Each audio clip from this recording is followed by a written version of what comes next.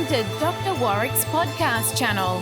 Warrick is a practicing cardiologist and author with a passion for improving care by helping patients understand their heart health through education. Warrick believes educated patients get the best health care. Discover and understand the latest approaches and technology in heart care and how this might apply to you or someone you love.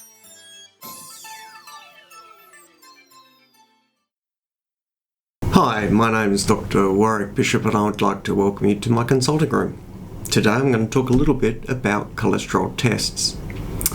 A lot of us will have gone to our local doctor and had a regular cholesterol blood test. Generally fasting, we make an effort not to eat from the night before and we go along and duly expose our vein to the person who's going to take the blood and give some blood for that testing. So what do we test when we're looking at a lipid or a cholesterol test? Well, there's generally a panel of things we look at. There's a number of different components. I'm going to walk through those just very simply, just so you have some idea of what we're looking to assess.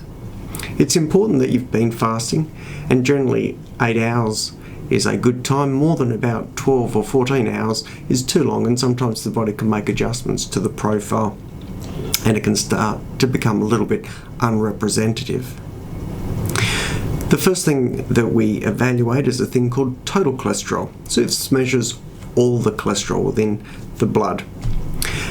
There's a bit of a range, as you might imagine, for total cholesterol, but the average is somewhere around 5 or 5.5 to 5.5 millimoles per litre. Once we've looked at the total cholesterol, the next thing we tend to look at is triglycerides. Now, triglycerides are a form of free fats that we have within the bloodstream, and they're a good indicator of what fat may be deposited into the tissues. Triglycerides we normally want to see less than about 2 millimoles per litre. If they're greater than 2 millimoles per litre, there's a good chance you've eaten a little bit too recently, or we might see those elevated if there's some diabetes or risk of diabetes in the future, or if you're carrying a little bit too much weight. The next thing we look to is the high density lipoprotein, or HDL. HDL is the denser lipoprotein particle that can pick up cholesterol from the tissues and bring it back to the liver. We think of this one as a protective or a good cholesterol. So HDL cholesterol, we measure that. We want to see it, if we can, over 1 millimole per litre. LDL cholesterol, or low density lipoprotein, is the one we consider the bad cholesterol. And this is because a lot of our research has been targeted on measuring LDL cholesterol lowering, and then outcomes. And time again, our studies have shown that in high-risk individuals, lowering their LDL cholesterol offers a favourable outcome compared to doing nothing in that space. Lastly, we can often look at ratio. Ratio is a composite of how much good cholesterol is there compared to total cholesterol. And we normally want to see a low ratio, a ratio of less than 4, which means that the HDL cholesterol could be 1, for example, the total cholesterol 4, that's a ratio of 4. If the HDL cholesterol went up to 2, the total cholesterol was 6, that's a ratio of 3, although a higher total cholesterol, a more favourable ratio. So that's what the simple numbers mean that we're looking at, and they give us some idea in terms of a starting point for risk calculation. And it's that information that we tend to put into risk calculators to estimate your risk of an event. I think risk calculators are a really interesting topic of their own and represent very much an idea of the risk of the population you may be in. but not necessarily always the most precise information just for you. And I've written about that in my book, which you may find an interesting read if you're more inclined to get more information in that space. We talk about targets for cholesterol as well, and so if we're going to be measuring cholesterol, we may as well understand the concept of targets. When we're talking about stopping people having an event, having their first coronary event or primary prevention, the current guidelines in Australia suggest that we need to aim for a cholesterol LDL level of less than 2 millimoles per litre.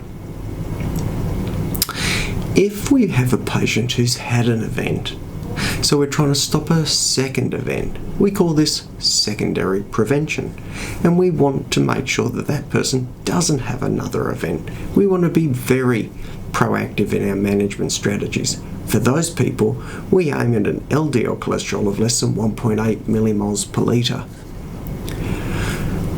What I would say though is to watch this space, because there's every chance that those guideline recommendations will come down, as some of our newer trials are showing that even for secondary prevention patients who are already fairly low or low in terms of their LDL levels, we're demonstrating even better outcomes if we lower that LDL cholesterol even more.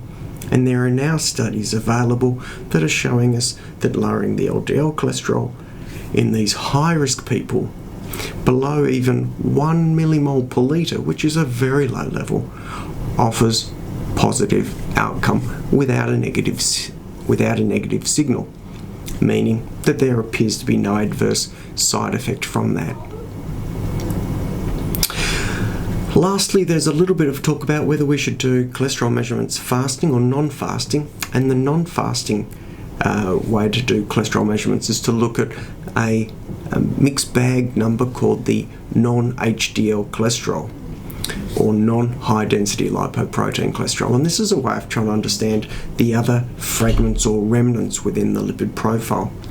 This is a good way of checking the lipid profile and doesn't require 8 hours of fasting.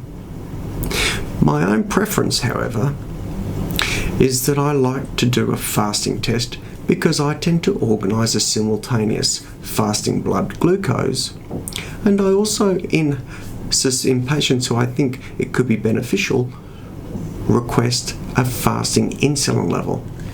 I take the glucose and the insulin and put them into a calculation called a capital H, capital O, capital M, capital A. That's a HOMA calculation. And that calculation gives us an idea of insulin resistance. The other thing is that most of the studies done in terms of understanding LDL cholesterol targets or treatment have all been done on fasting bloods. So although non-fasting measurements are becoming more common and there is good data to support their usage, my personal preference remains with a fasting blood so that we get both a clear lipid profile which reflects what the studies have shown us over the years, which have been fasting levels, plus it gives us information about insulin, glucose and insulin resistance. Well, I hope you have a better idea of your cholesterol profile now. You understand the difference between total cholesterol, triglycerides, which we sometimes call the ugly, HDL cholesterol, which we call the good, LDL cholesterol, which we call the bad. And of course, never forget your sugars and your insulin, and also things like blood pressure and lifestyle, because they're really important, even though we look at the numbers of your lipid profile. Anyway, I hope you found this talk on cholesterol tests informative. I hope it's answered some questions for you. If you have any questions, don't hesitate to let us know. Thank you for joining us, and I wish you the best of health. Goodbye. You have been listening to another podcast from Dr. Warrick. Visit his website at drwarrickbishop.com for the latest news on heart disease. If you love this podcast, feel free to leave us a review.